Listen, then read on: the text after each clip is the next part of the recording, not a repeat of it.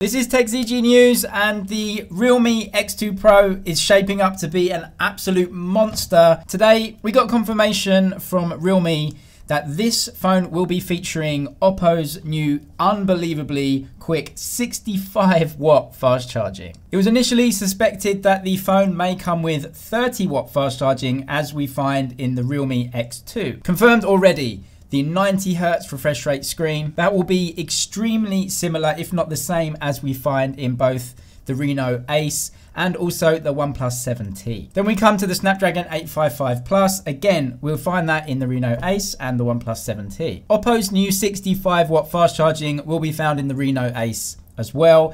But the OnePlus 7T doesn't include that 65-watt fast charging. So that is an area where the Realme X2 Pro just beats out the OnePlus 7T. Now, a very difficult battle between these phones is just how good are the cameras. The Reno X2 Pro will be using that 64 megapixel Samsung sensor. So there are more megapixels, which should translate to sharper, crisper images. However, most people agree that the Sony sensors do give a slightly better looking image, although it's going to be very, very minor between them. But anyway, the Oppo Reno Ace, the OnePlus 7T, and the upcoming Realme X2 Pro all look very, very similar. They have a lot of shared specs between them, and considering they're the same company, they'll be using probably a lot of the same materials too. So really, it all comes down to price. The OnePlus 7T, depending on which market you're in, costs about $500 to $550 US. The Realme X2 Pro is using most of the same materials, and it's actually using much more expensive charging tech. So I really can't imagine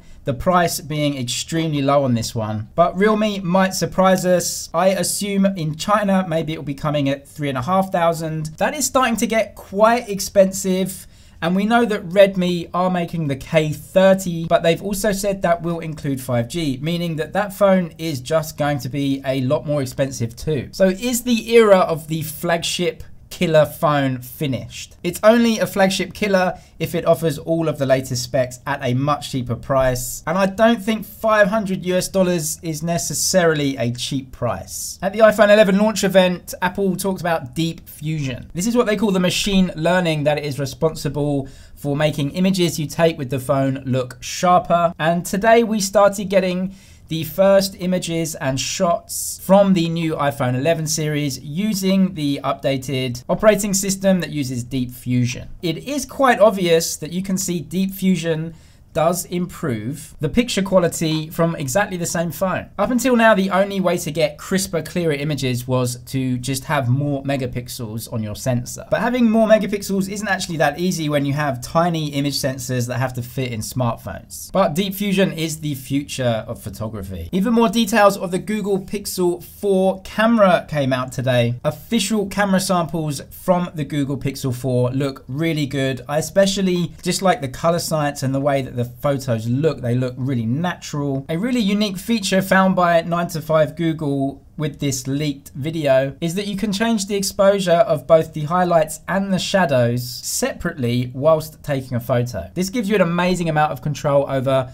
how the picture will actually look. More information on the CC9 Pro, which is a phone that has come completely out of the blue. There's absolutely no information in China about this phone right now, but it is a holiday here, so there isn't much happening. The CC9 Pro is tipped to come with the new 108 megapixel sensor that Xiaomi have dibs on right now. That's the same one as will be used in the Xiaomi Mix Alpha. More leaks suggest the 24th of October for the release date of this phone, which is really soon. And a supposed picture of the phone shows that it's coming with a curved screen, which will be a big change for Xiaomi because at the moment, they just use flat screens on their smartphones. All of these rumors do make sense because when the CC9 was launched in China, it was launched as a phone that will concentrate on photography. So using such a big high megapixel sensor does make sense for this brand. A Snapdragon 730G processor will be a good addition too. If the phone is coming, we'll know a lot more once the holiday in China is finished with and Xiaomi start teasing and tipping this through their media channels here in China. Subscribe for more of the latest tech news, leaks and rumors.